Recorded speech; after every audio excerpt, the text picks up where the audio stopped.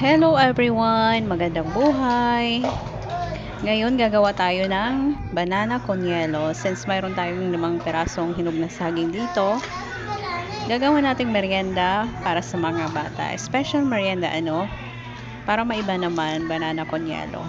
So ayan, binalatan ko na yung saging.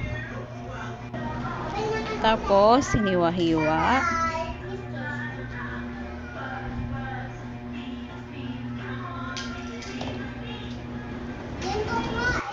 Pagkatapos mong hiwain, isa lang natin sa kawali, lulutuin natin to ngayon.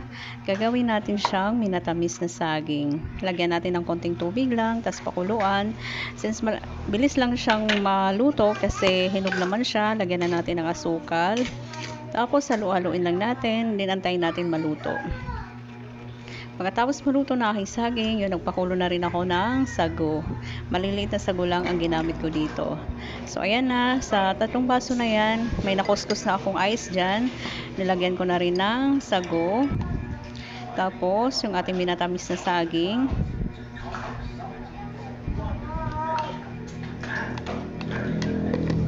And lastly, ang ating ibab. Yun po ang magpapasarap sa ating banana con yelo.